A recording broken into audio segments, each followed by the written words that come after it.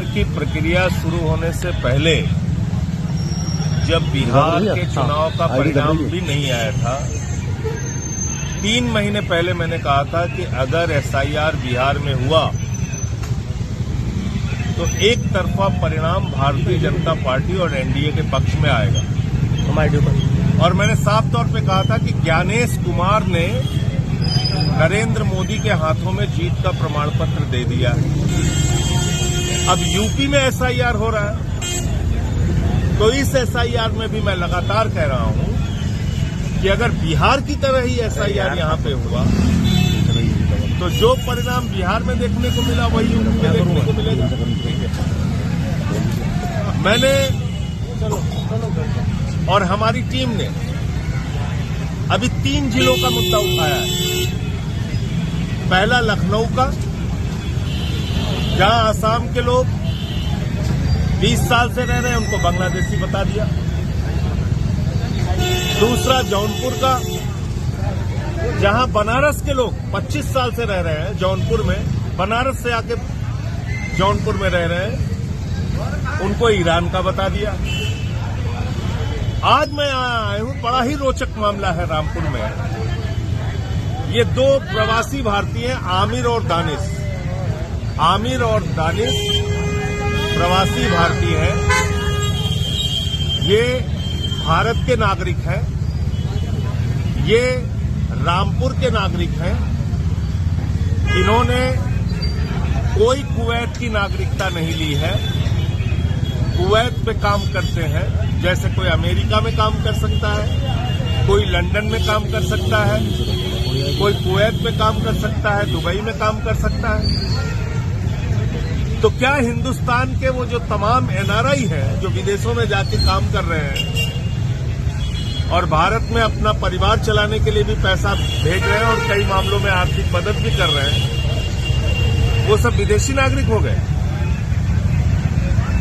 वो विदेश के नागरिक हो गए।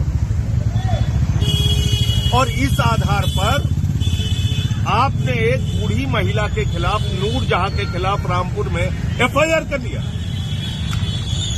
इतनी हिम्मत हो गई आपकी। मेहंदी भाई थोड़ा नीचे कर लो आईडी सामने। एक बूढ़ी महिला के खिलाफ जो बीमार भी हैं और इतनी आतंकित है, इतनी डरी हुई है कि मुझसे मिलने के लिए भी तैयार नहीं हुई। उनके दोनों बेटे बाहर हैं, आमिर और दानिश। उनसे गलती क्या हुई कि उन्होंने इनका फॉर्म भर दिया। ये कोई गलती नहीं हुई, मैं भी आगे आपको बता रहा हूं। उन्होंने अपने बच्चों का फॉर्म भर दिया और फॉर्म भरने के साथ दस्तखत किया और दस्तखत के बगल में लिखा माता। ये पढ़ सकते हैं आप दोनों फॉर्म। दस्तखत किसकी की? उनकी की या अपनी की? अपनी दस्तखत की। और यहाँ क्या लिखा हुआ है? यहाँ क्या लिखा हुआ? मतदाता या किसी अन्य वयस्क पारिवारिक सदस्य के हस्ताक्षर, बाएं अंगूठे का निशान, यानी कि मतदाता का हस्ताक्षर हो सकता है, उनके परिवार के किसी वयस्क सदस्य का हस्ताक्षर हो सकता है। ये तो नीचे लिखा हुआ है। यहाँ का डीएम 1 नंबर का मूर्ख है क्या? उसको अकल नहीं 5 पैसे की? ये तो इसमें साफ तौर पे लिखा हुआ है कि परिवार का कोई भी सदस्य फॉर्म भर सकता है, नंबर 1।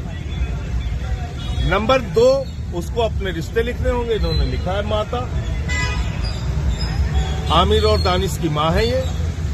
आमिर और दानिश कुवैत में काम करते हैं, कुवैत के नागरिक भी नहीं है। ये कागज पकड़ लिया। अब सवाल आता है कि क्या कोई अगर भारतीय व्यक्ति विदेश में काम कर रहा है तो वो भारत का मतदाता बन सकता है या नहीं बन सकता है? ये मैं नियम पढ़ रहा हूं। ये चुनाव आयोग का नियम है, ज्ञानेश कुमार का, मोदी का जो एजेंट है उसका नियम है ये। इसमें लिखा हुआ है, क्या विदेश में बसा कोई प्रवासी भारतीय भारत में निर्वाचक नामावली में एक निर्वाचक बन सकता है, यानी कि मतदाता बन सकता है? उत्तर है हाँ। लोक प्रतिनिधित्व संशोधन अधिनियम 2010 के द्वारा लोक प्रतिनिधित्व अधिनियम 1950 की धारा 20 का के उपबंधों के अनुसार भारत का वो नागरिक जिसने किसी अन्य देश की नागरिकता प्राप्त नहीं की है और एक मतदाता के रूप में रजिस्टर होने हेतु अन्यथा पात्र है तथा जो अपने रोजगार, शिक्षा अथवा अन्यथा की वजह से भारत में अपने सामान्य निवास स्थान पर नहीं रह रहा है, उस निर्वाचन क्षेत्र में मतदाता के रूप में रजिस्टर होने का पात्र है, जहां उसके पासपोर्ट में भारत में उसके निवास स्थान का उल्लेख किया गया है। ये देखिए साफ तौर पर लिखा हुआ। तो किस बात के तहत, किस वजह से नूरजहां के ऊपर एफआईआर की गई,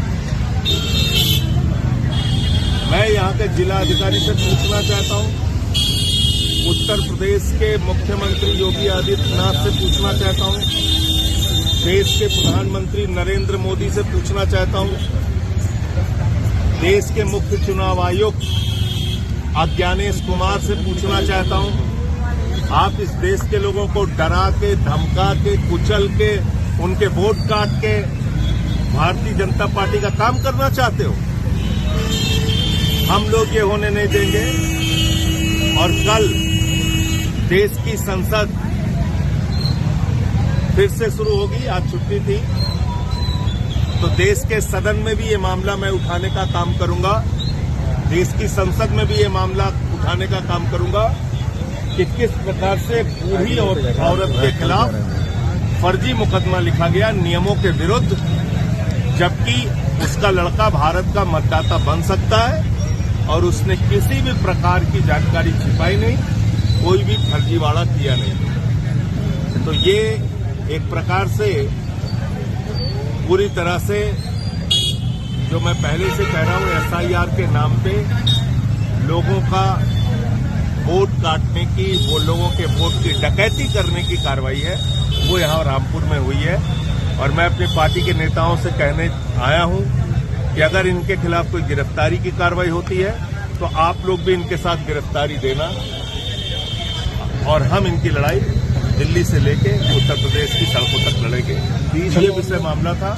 और ऐसे तमाम जो यहां पर मतदाता हो सकते हैं और बाहर नौकरी करते हैं, 20,000 या उससे भी ज्यादा संख्या होगी उनके सबके नाम काटने की तैयारी में उत्तर प्रदेश का शासन, योगी आदित्यनाथ की सरकार और भारतीय जनता पार्टी लगी हुई है। और चुनाव आयोग और यहां का जिला प्रशासन उनके इशारे पर नाच रहा है, नौटंकी कर रहा है। ये बात मैं कहना चाहता हूं। संजय भाई, 2027 का चुनाव भी नजदीक है, क्या लगता है एसआईआर से